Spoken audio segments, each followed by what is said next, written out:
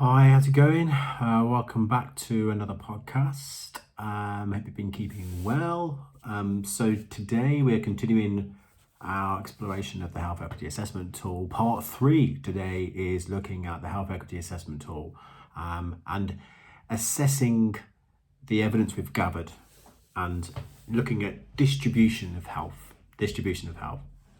So in the previous video we looked at data and evidence, and when we looked at data and evidence, this is where you're going to start to be able to find out which parts of your population are facing those inequalities and how. So it's split in 3 key stages. This one, first of all, it's actually asking a question: what inequalities actually exist? So part 1 of it asks, do things like social economic status or deprivation play a role, and how does that go about influencing what it is you want to do? So let's take an example. So if you wanted to look at access to cancer screening as an example, so if you were going to try and solve a problem around improving access to cancer screening, clearly where you put the cancer screening services is going to play a role. And the inequality here that you're trying to solve might be some parts of the population aren't accessing it or choosing not to access it because of where the service is, who's delivering it, and how it's being delivered.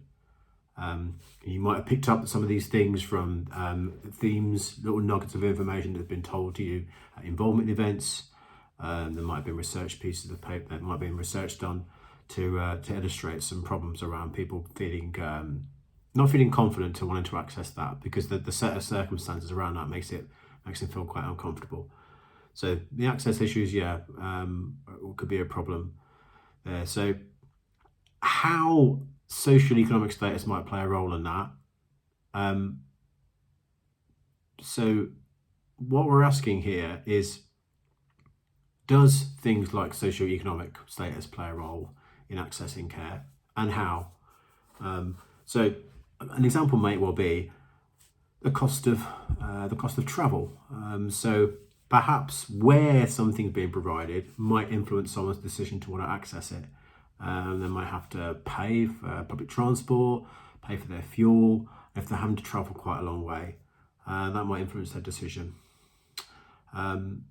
So the how is very much influenced, or how someone's access, experience, and outcomes of care is very much influenced by wider terms of health and well-being. It's very much influenced by how much money people have got in their back pocket, and how many options they've got to be able to use that income to be able to make good decisions around monitoring their health and well-being.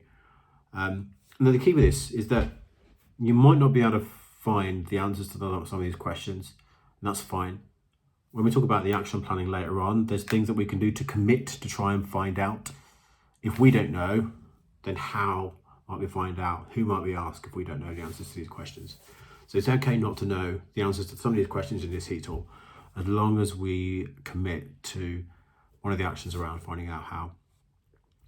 The second part of the distribution of health is looking at inclusion, health, and vulnerable groups. Now, the template in the Health Equity Assessment Tool does give some examples. This list is by no means exhaustive. So some of the examples are people experiencing homelessness, prison leavers, young people leaving care.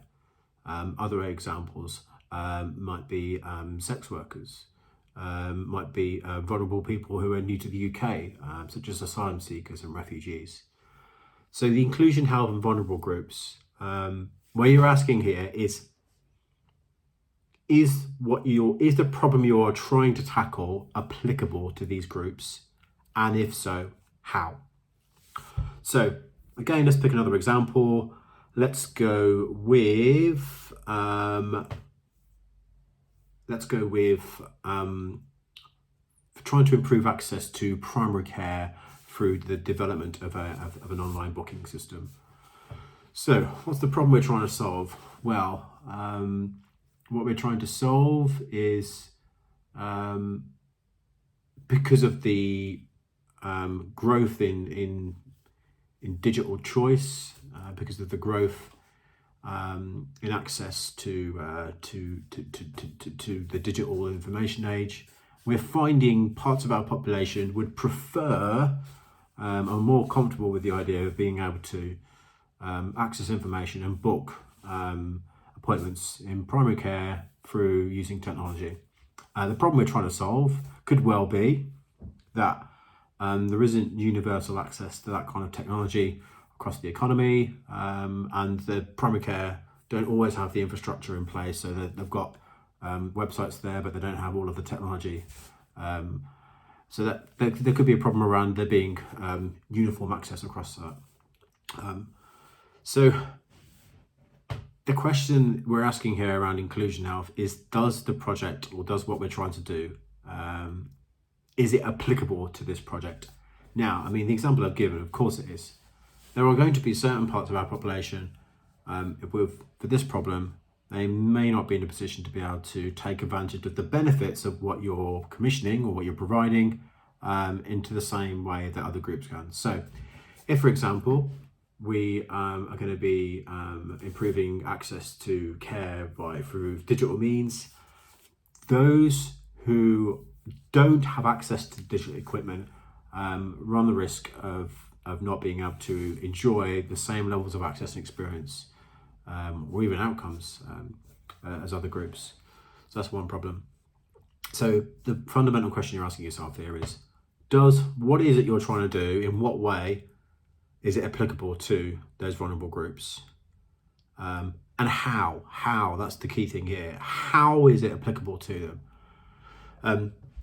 I think the other important thing to say on this is, if you think about the different inclusion groups, and if you can't think of concrete examples of how what you want to do is applicable to them, then one might argue that actually, number one, the problem not being framed properly, or number two, there could be an issue around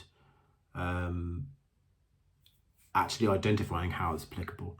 So there could be some work to do to try and find out. If you don't know how it's applicable, there's some work to do to try and find out, and that's the commitment that you're going to make. And finally, protected characteristics. So this is a similar approach in framing this to the inclusion groups. So with the protected characteristics, there's 9 of them. They're all identified in the Equality Act 2010. If you don't know them, they're in the pack. So let's go through a few of them. Disability, age, sex, race, religion, belief, sexual orientation, pregnancy, gender reassignment, and marriage. So those are the protected characteristics of the Equality Act 2010. That's the legal framework for identifying protected characteristics and trying to mitigate against discrimination for those groups, and trying to protect people in terms of those groups. And we all belong to at least one of those protected characteristics. That's one of the things that we all share as humankind. So in the same way that you're thinking about, is your project or action or program, what's the problem you're trying to solve, is it applicable to any of those groups, then you'll be answering in the same way. You need to find out, is it applicable? And just as important, how is it applicable to these groups? And again, if it's difficult to try and yield an answer to this, then it's committing to action to try and find out, or identifying someone you're going to speak to that's going to help you be able to frame how it's going to contribute towards experience related to those protected characteristics. So how is what you're going to do going to relate to experiencing people experiencing disability? How is what you're going to do going to relate to different age groups? Are there particular age groups that may benefit more? And if so, how? How is what you are going to do going to influence people who are undergoing gender reassignment? How is what you're going to do going to influence people who are experiencing poor access and experience of care because of reasons linked to their race and their ethnicity? So this is how. So that's it for that section. Next section, we are going to be looking at the causes of inequalities. So we're going to be looking about wider determinants of health and well-being, how they play a role in that, what are the drivers behind the inequalities that you've been discovering, and things like talking about the economy and housing, etc., etc. So what are those wider determinants, and how do they influence what it is you're trying to do? But yeah, I'll see you soon. Take care, and bye for now.